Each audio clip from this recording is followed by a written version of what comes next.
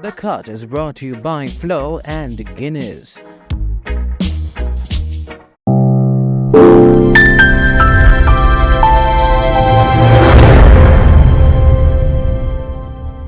Jamaica, make we do the right thing. Make we live good today for a better tomorrow. Talk it out. Don't fight it out. The time by the Ministry of National Security is 6:30.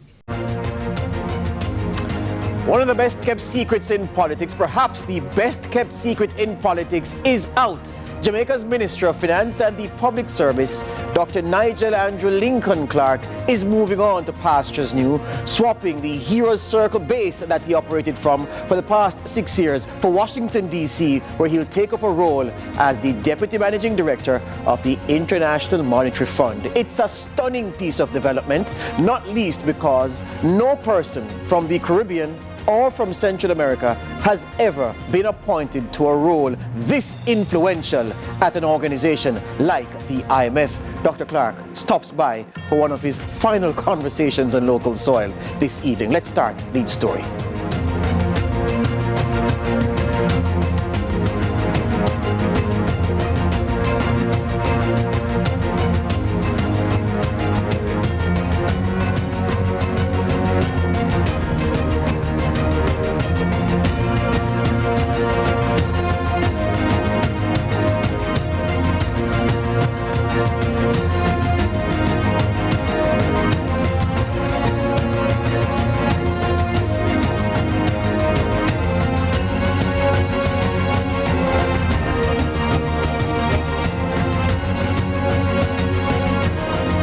Shot there of the streets of City Kingston, the parish St. Andrew, Jamaica, where Nigel Clarke forged his career in business. He went to school, of course, in Kingston. He left and went to Monroe College in St. Elizabeth in Monroe, and the UWI, the University of Oxford, the Ministry of Finance, and now he makes another step in what has been an outstanding career to this point. And so the long farewell begins. Dr. Nigel Clarke, Jamaicans have had their views on his stewardship of the Ministry of Finance.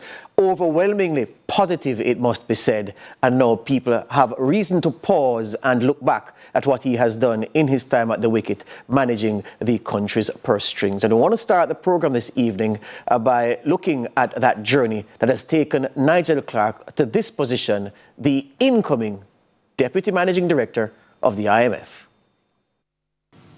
Established in 1944 as a part of the Bretton Woods financial system, the IMF stands as the supreme global monetary agency, providing loans and technical assistance for countries across the globe.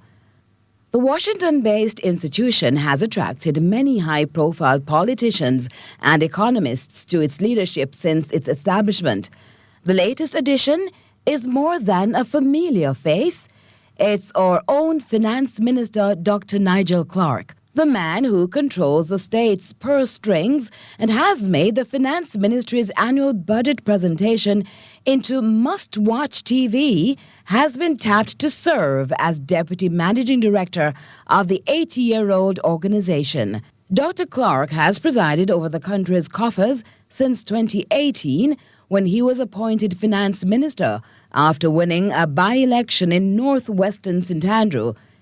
In a statement on Monday morning, Prime Minister Andrew Holness lauded the work of the now outgoing Finance Minister.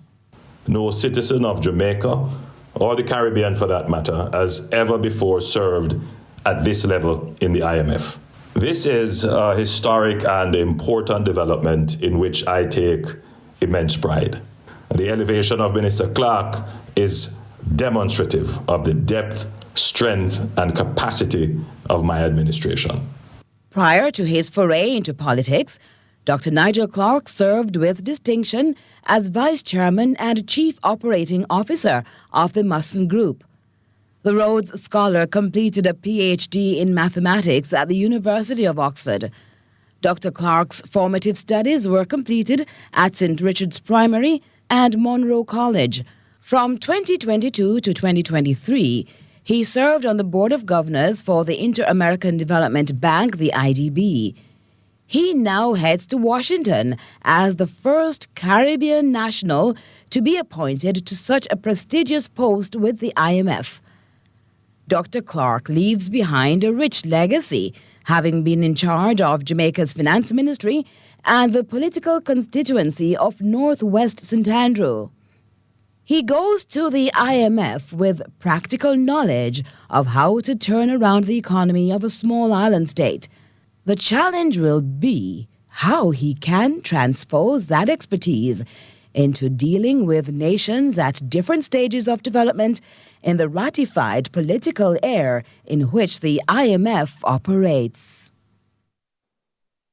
Thank you, Curtin. Thank you, Jonathan. So, yeah, the build-up is lavish because of the man we're talking about. I welcome him to the show this evening. Thank you, Minister Clarke, for stopping by. Thank you for having me, George. All right, I need to say this to the viewers first up because they're going to cuss me if I don't. Minister Clarke says, look, his appointment is highly sensitive, so he would appreciate if we wait for clarity to emerge about his specific role and matters relating to the IMF. He doesn't want to touch those issues now. I did try before the break to establish that we could go there. He says respectfully, not right now. So we're going to skip that, all right? So it's not that I didn't remember to ask. He says not right now. Let's crack on. Relative to where you took charge of the finance ministry, what shape are you leaving it in for your predecessor, for your successor? Well, George, it is incontrovertible that Jamaica's macroeconomic fundamentals today are at the strongest level that they have been in 50 years. Our foreign exchange reserves are greater, higher than they've ever been. Our debt is on track to be at the lowest level in nearly 45 years. Inflation has moderated and is now in the target band of 5%. Unemployment is at historic lows. And we have, up to the last measurement, had 10 quarters of consecutive economic growth. The foundation is strong. We have reserves and we have buffers. That doesn't mean that we don't have problems or challenges, but the foundation is strong, and it's a foundation that is much stronger than when I started as Minister of Finance or when I started as Ambassador of Economic Affairs. And in addition to that, we have durable institutions that are stronger today. The central bank is independent, yes, with robust governance mechanisms and structures. We've put in place an independent fiscal commission and strengthened Jamaica's fiscal rules. We have a multi-layer disaster risk financing framework, which provides Jamaica with access to fiscal resources in the event of natural disaster, as demonstrated by Beryl. We've improved student loans, where student loans now are available without any need for a guarantee. And I mean, if you want me to continue, I can. We have a social pension in place for persons who are elderly and who have no other source of income. Yes. The feasibility study on unemployment insurance has been completed, has been done. We have privatized state-owned enterprises and infrastructure assets. We have PPPs that are far advanced in development. So we have also teed up the Spark program, which will be the largest capital expenditure on roads ever in Jamaica's history, with our own funding, our own money. And we have massive highway projects in development on Jamaica's north coast. So the future is bright, and the projects that are in place today, achievements today are impressive, but achievements that can follow, can be even more impressive, yes. And on that given point, the foundation that exists. And on that point, people are worrying already, fretting. Nigel Clarke leaves the stage. The incoming act will be under pressure to be Nigel Clarke Mark II, or even better, is the hope. In terms of the system that exists to support him or her, give us your verdict on the strength of that system at the Ministry of Finance and in the halls of government. Right. So the Ministry of Finance, like other entities, institutions, etc. in Jamaica, are not perfect and would suffer from some of the same challenges that we have, right? You can't have all the staff that you want to have, etc., etc. However, the Ministry of Finance is strong and durable and provides great policy advice. The critical thing is to have the courage to take on good policy advice. And oftentimes, politicians fall victim to the desire to please, yeah? Not recognizing that the greatest pleasure that you can give is to have a strong economy that benefits everybody. Was that your greatest challenge, to please internally and externally? Greatest, if I would say my greatest strength, yes, has been ability to be disciplined and to have the courage to say no, but to also have the technical understanding to explain why no is not in the best interest of the country. What can happen is that the inability to explain means that you are cornered into doing something that's probably not the best thing for the country, but your need to please, one, and your inability to explain why we should not do it leaves you vulnerable. Yeah. So it's not, George, it's not, I must tell you, it's not, Jamaica has very good prospects, and keeping those prospects alive is not as hard as it may seem. Yeah, but it is tough, but not. It is tough not for the reasons that people think. But here's the thing: you just said it yourself in articulating. You said that the team is strong, the system is strong, notwithstanding the need for other things, and you don't have everything you want at the Ministry of Finance and the Public Service. But the individual stepping into the role as Minister of Finance must have the ability to say no and to explain why no is the answer. You have to understand it enough that you can explain it. Yes. Right? What happens is you don't understand it really, right? And so, you succumb, right? So you have to be able to understand it in depth to be able to explain no. You have to respect the technocrats. That's the biggest advice I would give. Yes. Respect the technocrats in the Ministry of Finance. Do not run roughshod over them.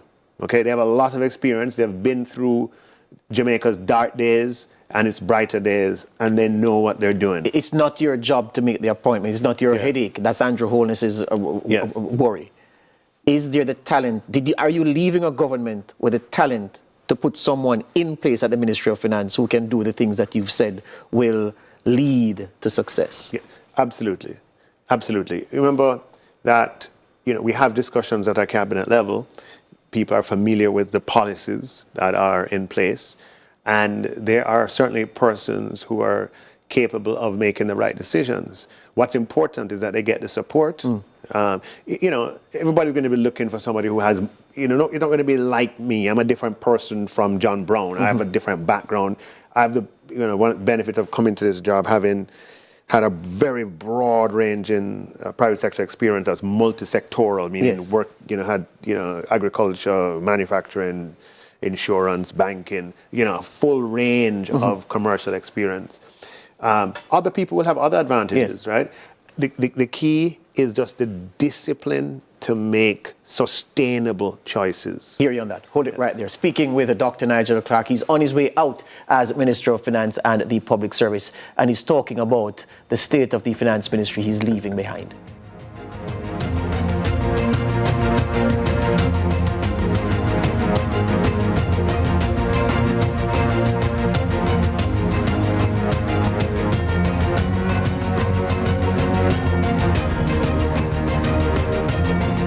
New Pack Sweet Living Promotion. Win great prizes. Send in 5 New Pack labels. Fill out the tagline. New Pack, more than just value. Time for Live Sweet. Enter the New Pack Sweet Living Promotion, June 16 to August 31. See the price for more details. Authorized under Section 58.3 of the Betting, Gaming and Lotteries Act. 5-star restaurant over here. Radam.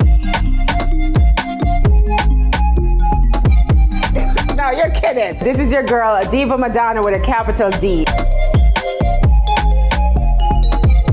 I'm a big chef, trust me. You're a big chef, all right. I think you can test me. And you are watching Cooking with Love on CVM TV. Guys, listen, come, let me show you one. Cook with love. Cook with love. This is so much love. No more fear of missing out. CVM TV News is on YouTube. Get up-to-date news, sports, and business content at CVM TV News anytime, anywhere. Subscribe now to CVM TV News to see it happen.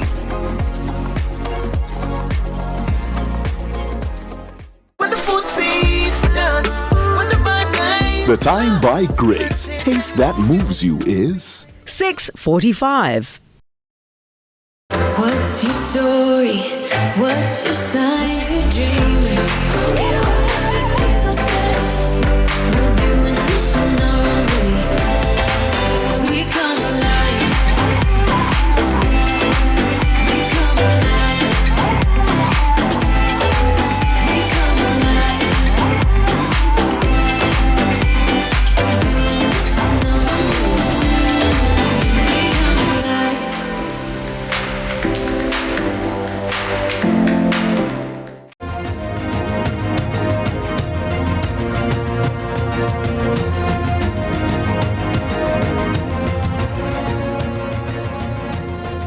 Welcome back. The first individual from the Caribbean or Central America to be appointed Deputy Managing Director of the International Monetary Fund is a Jamaican, Dr. Nigel Clarke. He is getting set to move on to that role. He celebrates a birthday October 20.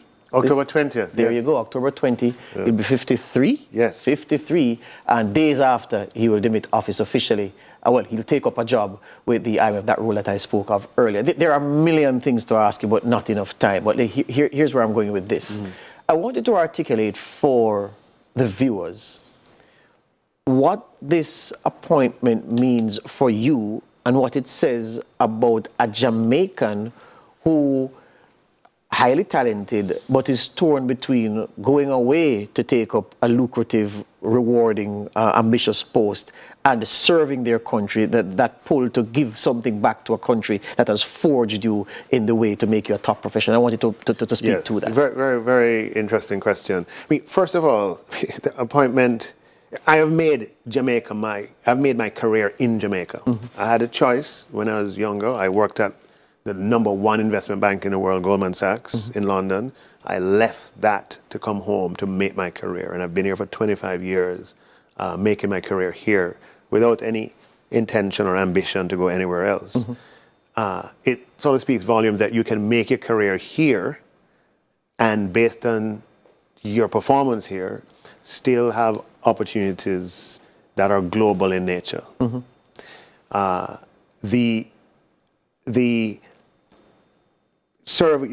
Yes, we all have sort of that tension between how do we best give service to Jamaica. One of the things certainly that this represents is breaking new ground, and it's important for us to internalize that our future is not fixed. Our future is very much fluid, and we make our own future. Yes. And by virtue of our own performance, yes, we can bring possibilities into place that we can't even imagine today. Yes.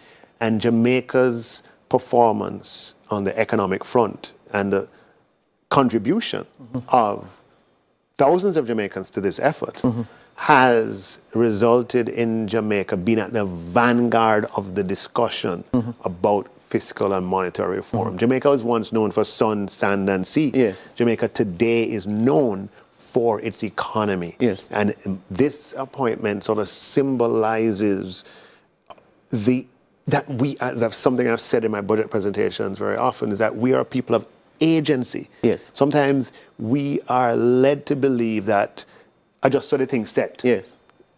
Nothing can go on. Yes. It just set so. Yes. Right? As if we have determined the futures. Yes. What this shows is that is not the case at all. Yes. That just by virtue of what we do today, we can bring possibilities tomorrow that we can't yet see. Yeah, I must tell you that when I got the document in hand this morning at minutes to 10, I read it like 5 times. I was shocked. And I was saying, who've been in the business a little bit, pride ourselves on hearing things here and there, a little whisper. Yeah. Not a peep was heard out of this. Who knew, apart from yourself and the Prime Minister? Yes, it was certainly something that, look, it was just, it's a sensitive transition. For how long now has this been in the works? It has not been a long time. Shall I just say, it's been the summer, over the summer months. You can see when the vacancy arose, you can see when the announcement was made for because I saw Antoinette. that press release. Right. Yes. So it would have been sometime after that. Yes. But the nature of it, as I said, it's not something you can apply for. Let me just dispel the notion. I was going to ask that because I wonder.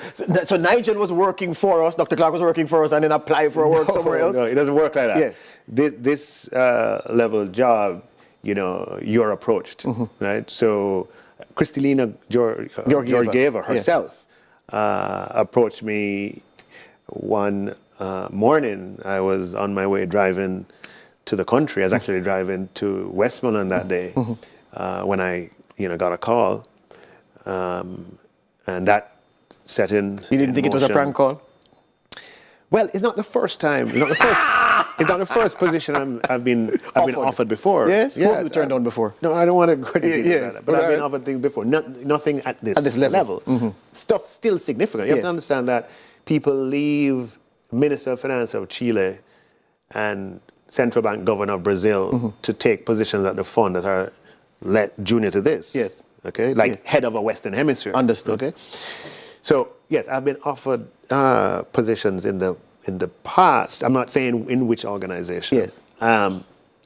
So you talk about prank call. No, so I am not unaccustomed. Yes. Okay? However, the level of this possibility had an immediate impact on me because I even for me, the story I gave you a while ago about futures that you did not imagine, I'm a living example of that. I never imagined that such an opportunity would, or let's use the word challenge, right? Such a challenge would come. Would you have said yes at 43? You're going to be 53 in a few weeks. I would never have said 43. No, I wouldn't have said this 2 years ago. 3 years ago. You never would have said yes 2 years ago? No, sorry. Would I have said yes? Yes at 43. Would you have said yes, this opportunity that you were given? Yeah. Would you have said yes to it at 43? With the Minister of Finance opportunity? No. The call that you got from Ms. Georgieva. But I wouldn't have been eligible for it at 43. No, but suppose your future was different and you were finance minister earlier. I'm saying, but what I'm trying to say is this. At 53, obviously you feel that the time is right to make this move at this time. Yes. So I'm saying if a previous cycle in your life, if that call would have come, you would have said, not yet. My agenda isn't advanced far enough for me to take the job now. I was just asking. Right. It's difficult with hypotheticals. I don't want to get too... Because, understood. Yeah. What do you leave in the in-tray? What is it that you're leaving that you're saying, damn, if I had more time, I wanted... The in-tray is full. And that's why I want to come back, because I'm not leaving yet. Yes. I'm going to have a busy few weeks. Yes. Where I'm telling you, you're going to want to have me back here. For sure. And you'll be because of the things that some of the things that I'm going to be doing. What's the top of the in-tray? Right? The top of the in-tray, we have public-private partnerships that we're working on. The largest public-private partnership in the history of Jamaica, which is an $850 million infrastructure highway development on Jamaica's north coast. Well, not highway; it's more of a road going from 2 lanes to 4 lanes. We are in the advanced stages, and one of the things I regret is that I won't be here for that launch. That's a big deal, okay, and pretty huge. We have Harmony Cove development, which is well underway. That's an $850 million. No, sorry, that's over $1 billion development project. We have further advancements on our debt trajectory. I would love to kind of stay down for the 60% when we actually get there, because that's now within sight. And then, as far as legislation is concerned, we passed the legislation on the Customs Act in the House. It still has to pass the Senate, and then the regulations have to be passed and for it to be brought into law. I probably won't be here when it's brought into law, and that will be a seminal stuff. On the financial sector issues, ton of stuff. We just tabled the insolvency regime for financial sector institutions, which is a dense, terse, intellectually challenging piece of legislation that is going to have to make its way through a joint select committee of parliament. I would have loved to be able to shepherd that through. We have the Twin Peaks financial sector regulatory reform, where we are, the shape of the financial sector today, where 90% of financial sector assets are in groupers, whereas the regulatory is split between BOJ and FSC, is not compatible with financial sector stability into the long term. And what we have said is that we're going to change the regulatory structure to have the split be along the lines of macroprudential provision and consumer protection around functional lines as opposed to sectoral lines. That's a massive reform. How would you like over the next 2 years? How would you like the average Jamaican that you've served since 2013, from your first time in the Senate right through your finance minister, how do you like them to remember your time in government? I want you to ask me that in the 60 days or thereabouts, but I won't dodge your question today. For me, very principled positions, meaning principle dictates how you respond. Yes. And principle gives you clarity. Focused belief on having buffers. Yes. And buffers making you resilient and economically independent. Firm belief in stability as a prerequisite of the prosperity we seek, though it's not sufficient.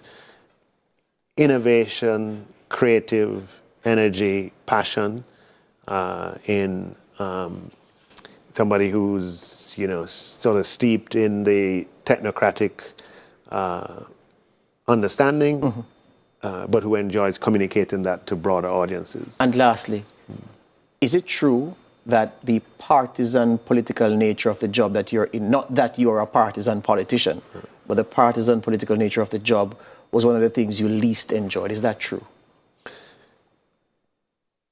The divisiveness? Yes, for sure. I believe that the possibility exists to operate for Jamaica, even Jamaica, current state of development. I think that we can, among ourselves, compete at a higher level. Yeah. And I've sought to demonstrate that. Vociferous competition around budget time, etc., but trying to do it in a way that we might have other shortcomings, but not over